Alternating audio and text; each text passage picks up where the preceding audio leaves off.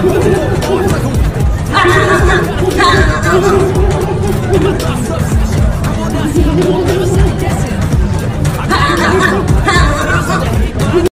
guys, welcome back to our channel Winsworld TV. So halo-halo ang mga naging reaction ng mga Pinoy boxing fans sa napakagandang performance ni former 3 World Division Champion Cuadro Alas Angas ng Pinas John Riel Casimero sa naging laban nito kontra sa former World Challenger Saul Sanchez, kung saan ay pinatumba lang ni Cuadro Alas John Riel Casimero si Saul Sanchez sa unang round ng bakbakan nila. Sanchez Bokasa! Sanchez Bokasa! Madami ang nagsasabi na talagang maganda ang tandem nila ng kanyang kapatid na si Jason Casimero, dahil simula na nagtandem ang magkapatid na ito ay wala pa silang naging talo sa bawat laban nila. Madami din ang nagsasabi na talagang isang tunay na halimaw talaga itong si John Riel Casimero, dahil siya pa ang dumadayo sa ibang bansa para lumaban, at ang ganda ng kanyang pinakita na performance, na halatang magkasundo sila ng kanyang kapatid. Sa training na halata naman na isang magaling na boxing trainer itong si Jason Casimero at kitang-kita din dito na mas lalo pa siyang lumakas. Kita nyo naman kung paano pinalipad ni John Riel Casimero ang ulo nitong si Saul Sanchez. Ayon naman sa bata nitong MP Promotion, na kung si Carl Hamas Martin daw ang nakalaban ni John Riel Casimero ay tiyak at panigurado na isang round lang daw ang itatagal nitong si John Riel Casimero sa mga kamay nitong si undefeated top prospect ng Ifugao na si Carl Hamas Martin, na alaga naman ng MP Promotion President Sean Gibbons. Dagdag pa ng bata ng MP Promotion ay isa si John Riel Casimero sa nasayang na prime year sa kanyang boxing career. At hindi na do ito nag-aangas sa tinaguriang The Japanese Monster, current undefeated and 4 World Division Champion Naoya Inoue, dahil ayon sa katiwala ng MP Promotion ay hindi daw uobra si John Riel Casimero sa ngayon kay Naoya Inoue. Ngunit ayon naman kay Cuadro Alas John Riel Casimero, sa kanyang post-fight press conference, ay gustong-gusto na niya daw makalaban sa ibabaw ng boxing ring itong si Naoya Inoue aka The Japanese Monster, para magkaalaman na kung sino talaga ang tunay na malakas. Kung tutuusin kayang-kaya naman daw itong ibigay ang labanan John Riel Casimero versus Naoya Inoue, dagdag pa ni Cuadro Alas John Riel Casimero, kapag si Naoya Inoue daw ang kanyang makakalaban ay titiyakin niya na hindi na siya magiging overweight at paghahandaan niya ng sobra itong halimaw ng Japan, at ipapakita niya sa buong mundo kung paano niya paliliparin ang ulo ng tinaguriang halimaw ng Japan na si Naoya Inoue.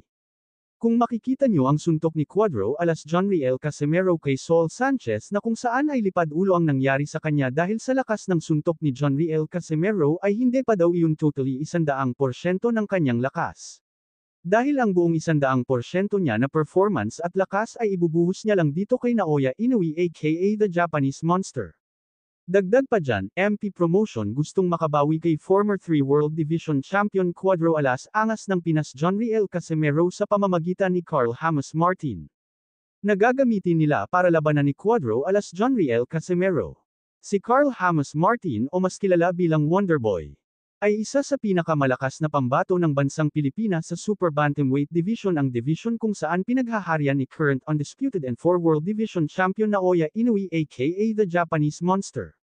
Si Carl Hamas Martin ay isa din itong undefeated boxer na may edad na 25 years old at may taglay na knockout rate na umabot sa 78.26% at may record na 23 wins 18 knockouts at wala pa itong talo. Si Carl Hamas Martin ay kasalukuyang nasa rank number 3 sa WBO. Habang nasa rank number 4 naman si Cuadro Alas John Riel Casimero. Kaya gusto ni Sean Gibbons na ikasa ang laban Carl Hamas Martin versus John Riel Casimero. At may posibilidad din na makatapat ni Carl Hamas Martin itong si Naoya Inoue, ngunit handa na kaya si Carl Hamas Martin na sagupain ang former 3 World Division Champion Cuadro Alas Angas ng Pinas John Riel Casimero? Kayo na po ang humusga kung talagang handa na itong sagupain si John Riel Casimero. Ito ating panuurin ang mga naging laban niya at kayo na po ang humusga kung makakasabay ba ang lakas niyang taglay sa lakas ni John Riel Casimero. April 28, 2018 ay lumaban ito para sa minor title bout, ang WBO Oriental Youth Bantamweight title. Kakalabanin niya ang African boxer, na si Hashimino Cherry, na may record na 14 wins at 2 losses. Sa labanan na ito ay tinapos lang sa maikling round itong African boxer ni Carl Hamas Martin.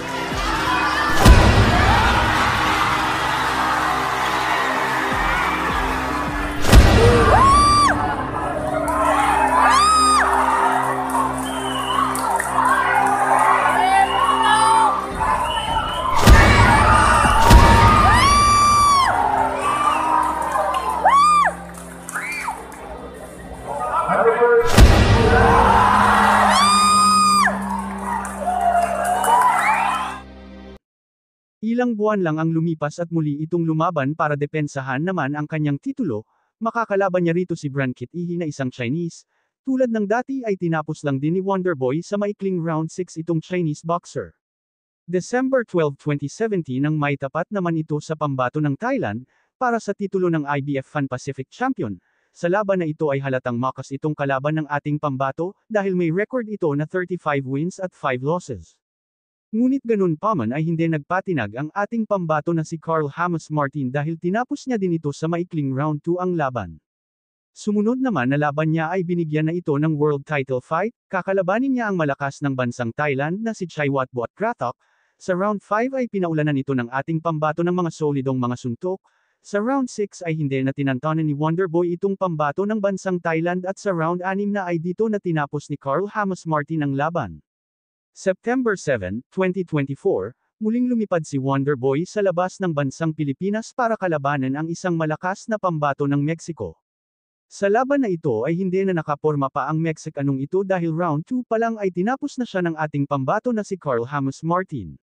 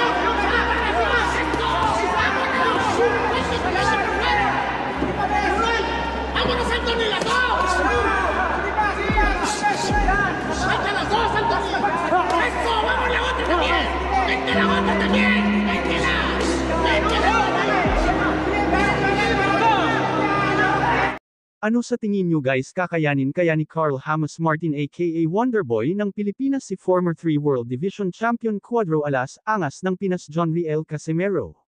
O magiging biktima lang ito ng malakas na kamao ni John Riel Casimero? Just comment down below.